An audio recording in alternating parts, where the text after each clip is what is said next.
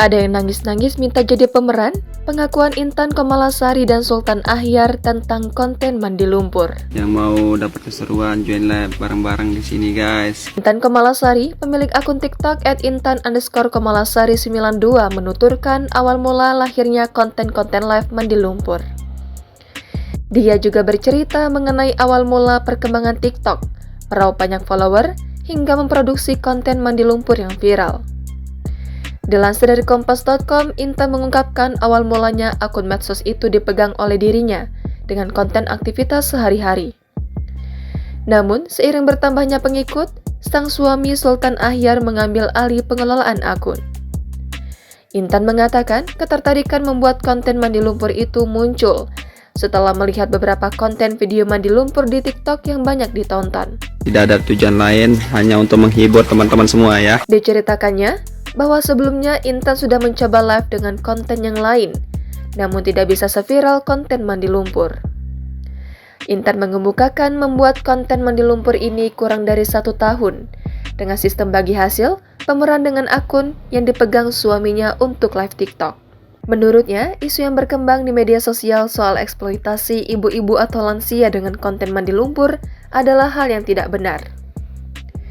Dia menilai para pemeran yang mayoritas lansia tersebut dengan sukarela ingin menjadi pemeran mandi lumpur, bahkan ada yang sampai menangis. Layar Sari, 55 tahun, nenek asal desa Setanggor, Lombok Tengah, pemeran konten live TikTok mandi lumpur @intan_komalasari92 berpendapat pekerjaan tersebut lebih baik ketimbang bekerja sebagai petani di sawah. Disampaikan Sari bahwa pendapatan selama 9 kali mengikuti live TikTok dengan mandi lumpur mencapai lebih dari 9 juta rupiah. Untuk informasi, konten mandi lumpur dikelola oleh Sultan dengan menggunakan 4 akun TikTok berbeda. Di situ, terlihat orang tua baik nenek atau kakek yang mandi air dalam sebuah kolam. Jumlah mereka mengguyur badan tergantung pada jumlah koin yang diberikan selama live streaming. Koin ini bisa dalam bentuk mawar atau lainnya yang tersedia dengan nominal berbeda-beda. Diberitakan sebelumnya, pengusaha Henry Kurnia Adi atau akrab disapa John LBF justru diminta uang 200 juta rupiah saat meminta aksi guyur air dalam sebuah kolam yang dilakukan oleh orang tua dihentikan. John menasihati pemilik akun tersebut bahwa cara dia mencari uang dengan memanfaatkan orang tua seperti itu adalah hal yang salah.